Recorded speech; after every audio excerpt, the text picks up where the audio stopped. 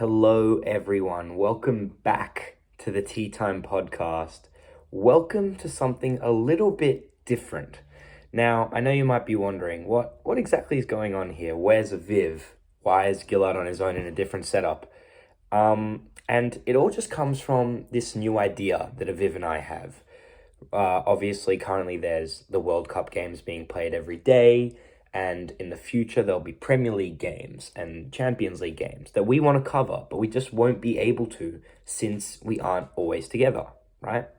But we thought of an idea where if we give match reviews when we watch games separately, then maybe we could cover a lot more football and get a lot more content out onto Tea Time.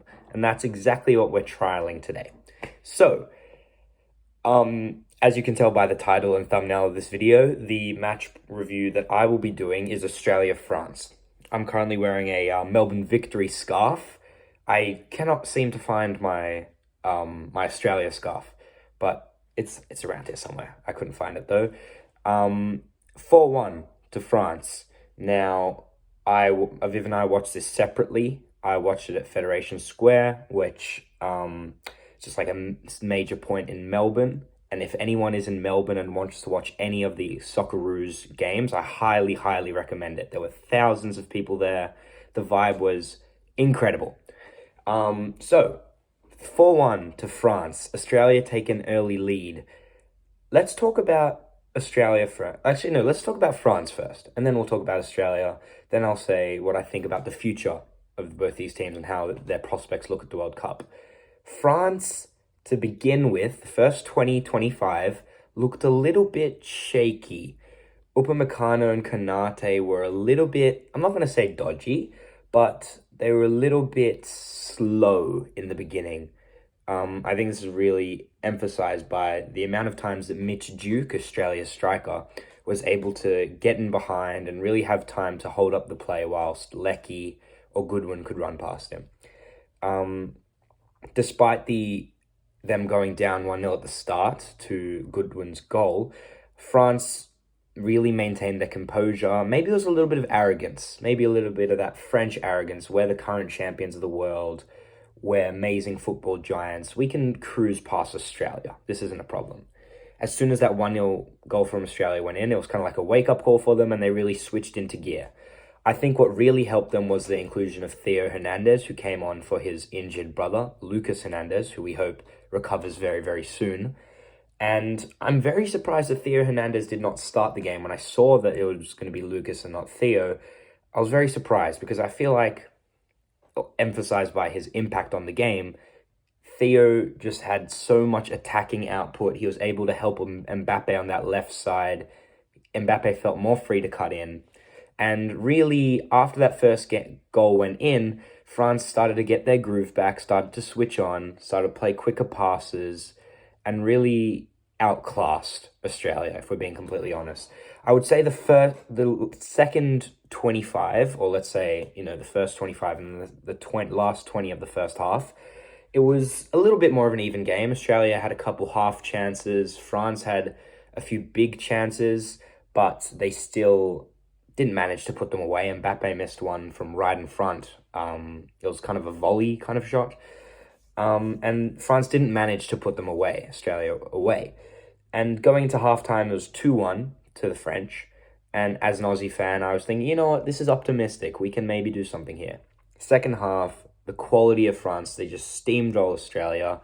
Australia sat back, didn't do anything, didn't offer any counter-attacking verve or counter-attacking threat. It was really it hurt me to see. But from a French point of view, it was very, very optimistic because despite going 1-0 down in a game, and yes, Australia isn't the best quality opposition, they were able to put their head down, figure things out, and really make sure that they got the job done. And that's what they did. Now, 4-1, you look at that scoreline and you think, okay, it's a domination. And yes, they dominated, but it could have been more.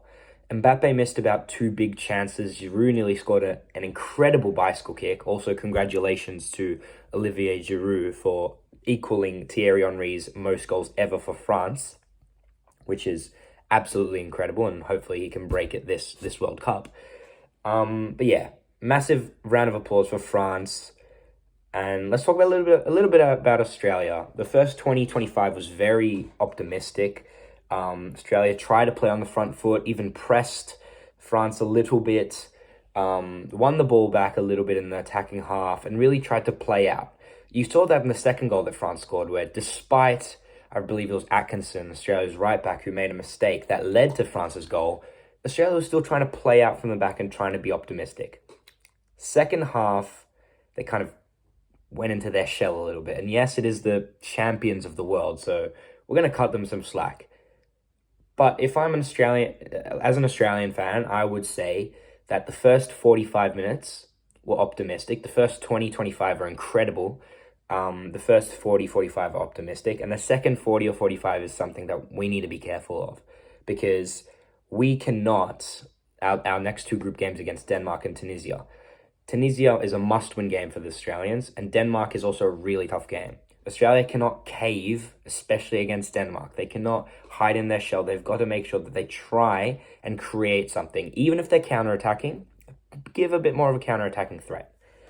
So, man of the match for me has to be Theo Hernandez. He was absolutely outstanding. I believe got an assist. Came on in like the 14th, 15th minute when his brother got injured. Absolutely outstanding. I think a lot of people could give it to, maybe Mbappe. Griezmann was good. He was very subtle, but he was good. I would give it to Theo Hernandez because he just really impacted the game. And when I was watching that game, every time he ran down that left side, I was terrified because he's just so quick and he's rapid.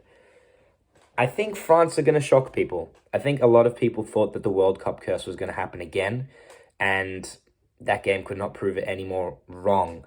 Despite there being, rumors and murmurs about France having a little bit of beef in their training camp, all these injuries, what's going on, they work together as a team. And once, I think that they will realize that that's how they have to do it to go far in this tournament. And I think they will go far in this tournament, especially considering Denmark, who are meant to be the other best team in this group, didn't look too great in that 0-0 against Tunisia. Australia, I think it's an optimistic game because I think it shows that even against quality opposition, they can score that first goal in a game. Like I said, I think that Australia need to know that they can't just cave in their shell. They do have to offer some counter-attacking threat to make the other side worried about them. But Australia, if they get this win against Tunisia in a couple days, it could be a very, very interesting final group game against Denmark. As an Australian, I'm really hoping that we make it through. I think it will be tough, and we'll see how we go. But good signs as an Australian fan. Definitely good signs. So, guys, if you've managed to watch this review, let us know what you think about it, because we're going to do this separately, obviously all going on the Tea Time channel. But we would love to up the ante for Tea Time and just create a lot more content for you guys to enjoy. And we really, really enjoy this content. Me and Aviv, obviously, is not here. But yeah, let us know about the reviews. Maybe in the future, we can even do previews where we talk about what we think is going to happen in the game. But really make sure you like this. Comment down below what you think. Subscribe. We really want to get to 50 subscribers by the end of the World Cup.